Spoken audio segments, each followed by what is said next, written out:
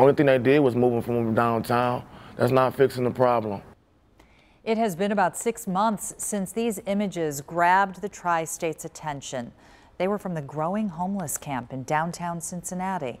While some homeless men and women have seen positive change, others say much more needs to be done. Not on your sides. Emily Maxwell recently spoke with people impacted by the controversy.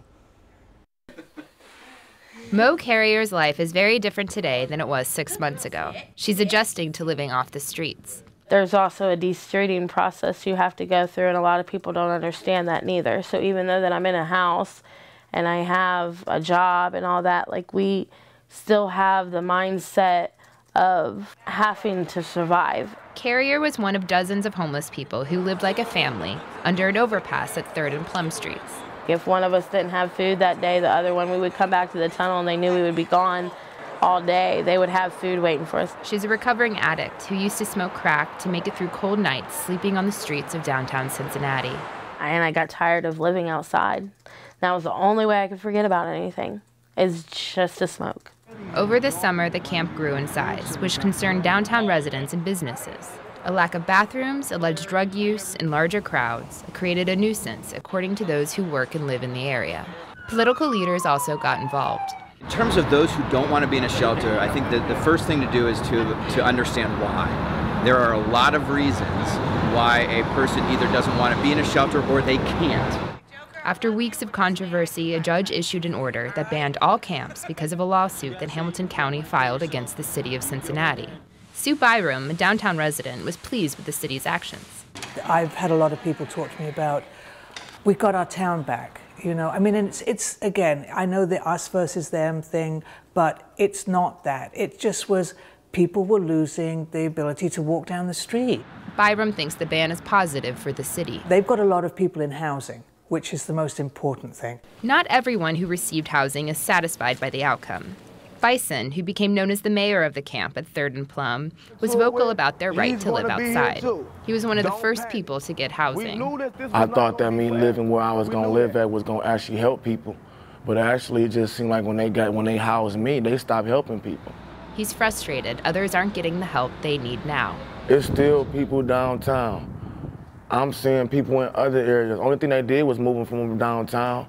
That's not fixing the problem. Strategies to End Homelessness got names of 40 people over the summer who were living at Bison's camp. 7 of them got housing, including Bison and Mo Carrier. But Sunshine is still without housing. She currently lives outside, mostly in her car, along with her husband. Over the time when we got chased around from place to place and being told we could not be in a tent or be outside or in a vehicle, you know, we have had the sheriff knocking on the window, you know, saying you can't be sleeping in the vehicle outside. The change in weather also has her concerned. Imagine the winter time while, you know, you're home and cozy in your bed or you're in your nice heated warm car, that there's people outside that are having to hide their homelessness and also try to survive. The Greater Cincinnati Homeless Coalition is fighting the ban. The coalition joined residents at the camps to file a lawsuit against the city. Probably the most visible street is 3rd Street. A part of folks' choice there was to be seen, to be clear to the general public, here is what is happening in our city. People experience homelessness for different reasons. In Mo Carrier's case, it was drugs. In her 5 years living on the streets, help wasn't easy to find. As she builds a new life, she worries about her community. They think if we're out of sight, then nobody has to worry about us and see us. But it's still happening. There's still people out on the street that is freezing and it's cold. In downtown Cincinnati, I'm Emily Maxwell. And for more on our look back at the homeless camps on 3rd Street, all you have to do is visit WCPO.com.